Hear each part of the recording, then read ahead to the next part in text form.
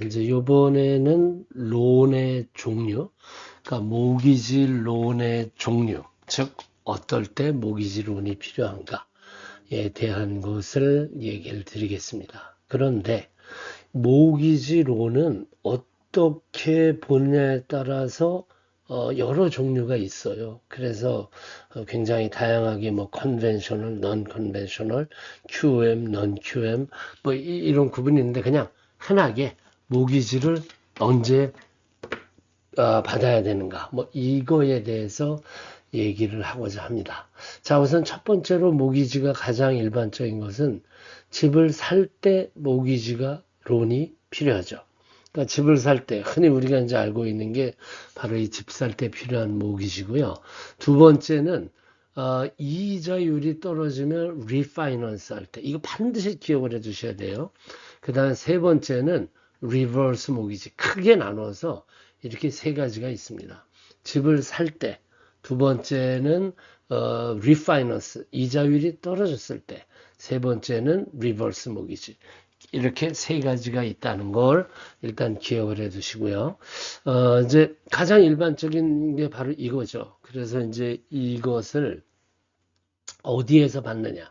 그러니까 그냥 일반적인 정부하고 아무런 상관이 없는 곳에서 받는, 그냥 우리가 모기지 하면 얘기하는 게, 소위 컨벤셔널 론이 되는데, 이 컨벤셔널 모기지 론은 보통 30년 고정 이자율로 계산을 합니다.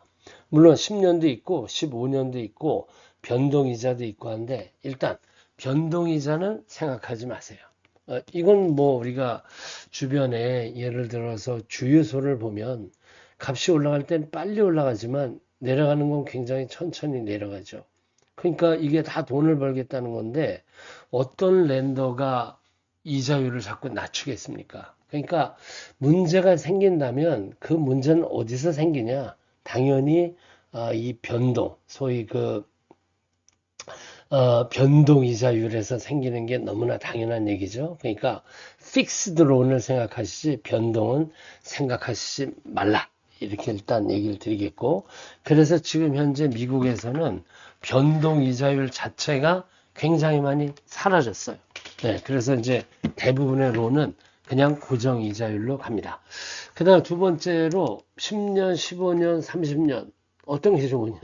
당연히 짧으면은 좋죠. 이자를 적게 내니까. 하지만 짧으면은 그만큼 인컴 입증이 필요하잖아요.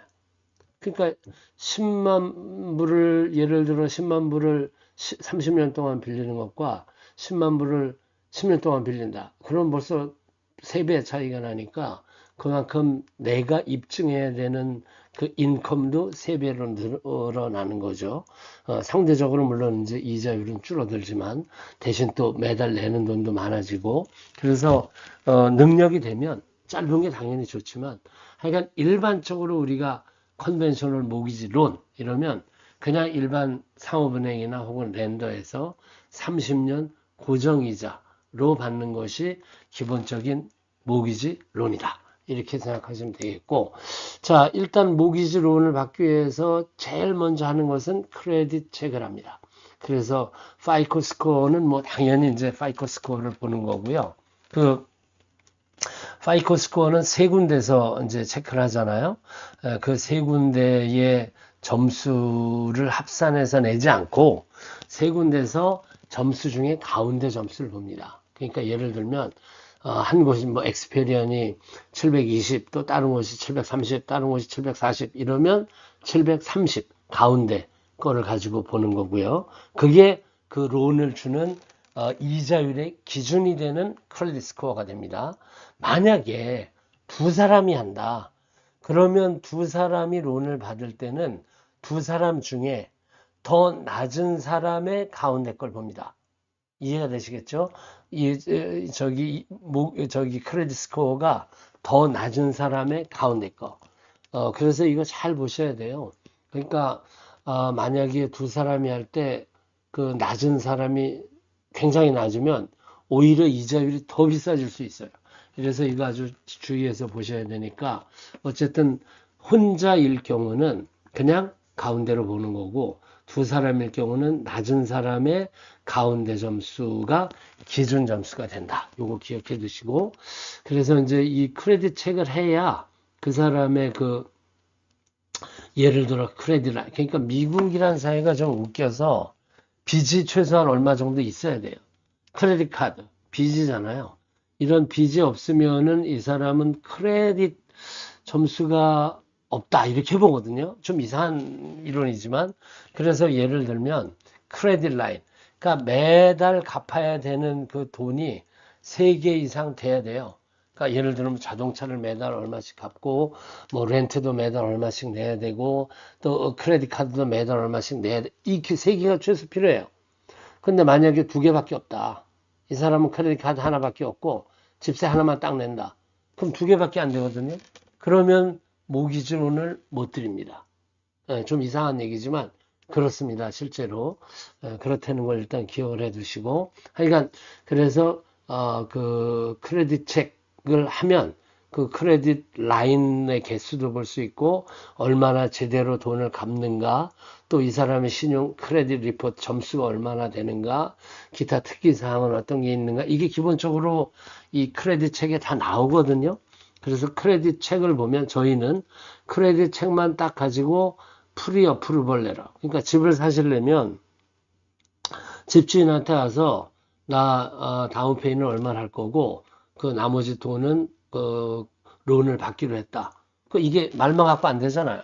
나 론을 얼마를 받기로 했다를 보여줘야 되잖아요, 집주인한테. 그래서 그것을 이제 프리 어프루벌 레터라고 얘기하는데, 이게 이제 저희가 그 크레딧 체크만 하면 저희는 드릴 수 있다는 거죠. 일단 인컴은 그 다음에 체크를 하는 거고, 크레딧 체크만 하면 이 사람이 어느 정도 그 론을 받을 수 있는가 없는가가 대충 나오거든요. 그래서 이제 그걸 가지고 프리 어프루벌 레터를 드릴 수 있다.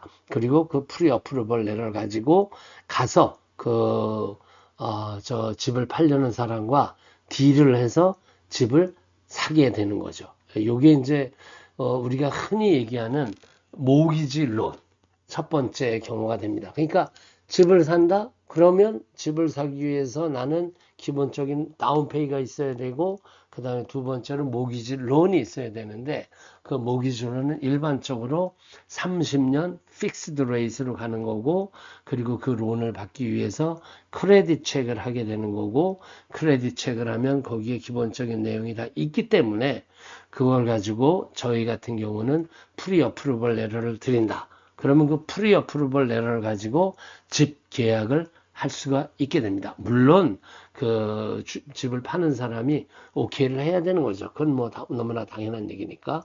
어쨌든 그렇게 해서 그 프리 어프루벌 레터를 가지고 오퍼를 넣을 수 있는 거죠. 나 너네 집을 얼마에 사겠다. 그리고 돈은 이렇게 충당을 하겠다가 된다. 이렇게 되는 거고요. 다음에는 그 다른 론에 대해서 얘기를 할게요.